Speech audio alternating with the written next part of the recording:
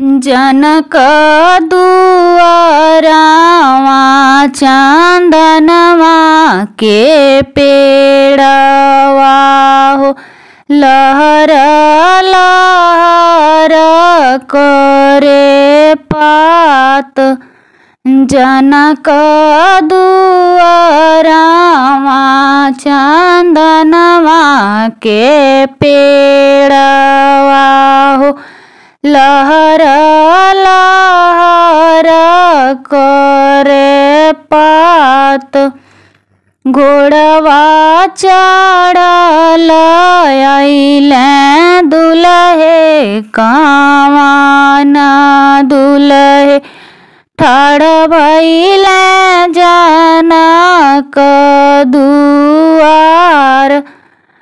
घोड़वा चढ़ल अइले दुल्हे कावन दुल्हे ठाढ़ भइले जनक दुआर। घोड़वा के बान्हेले चंदन के पेड़वा हो अपने तूरे लागे पात। कवन तपस्या हो डलिया नेवावेल सब फूल गइले कुमिलाई। कवन तपस्या हो डलिया नेवावेल सब फूल गइले कुमिलाई। मरबो तपस्या के भुइया गिरइबो गोड़वा देइबी हकवाई। मरबो तपस्या के भुइया गिरइबो गोड़वा देइबी हकवाई। तीनाई तीर भैया मारे बहनोइया के इज्जत हनेल निशान। तीनाई तीर भैया मारे बहनोइया के इज्जत हनेल निशान। घर में से निकलेली बहिना हो कवनी बहिना हथवा सिनोरवा सिर सोहाग। घर में से निकलेली बहिना हो कवनी बहिना हथवा सिनोरवा सिर सोहाग। मोरे पतरेंगावा के जनी भैया मारऊ सब फूल देवे सिचवाई। मोरे पतरेंगावा के जनी भैया मारऊ सब फूल देवे सिचवाई।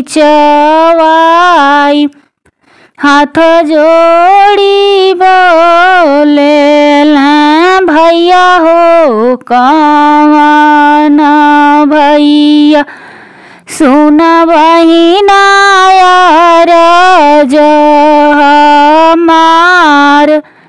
हाथ जोड़ी बोले भैया हो कमाना भैया सुन बहिना हमार जहु हम जनती बहिना तुहरो तपसिया नाही मरती तपसिया पर तीर जहु हम जनती बहिना तुहरो तपसिया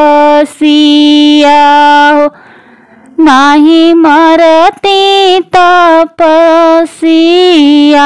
पर तीर एक तीर बाएं गईले एक तीर दाएं हो एक तीर उड़े आसमान एक तीर बाएं गईले एक तीर दाएं हो एक तीर उड़े आसमान एक ना तीर बहिना लगे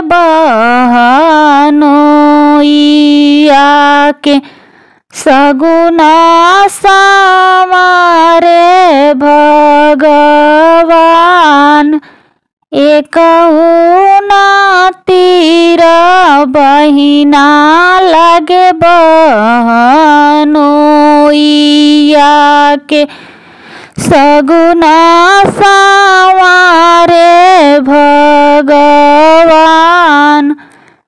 तनबो में जाजिम पलंग बिछाई तपसीले बैठाई तनबो में जाजिम पलंग बिछाई तपसीले बैठाई गोड़ के लगाम दाहिने हाथे ले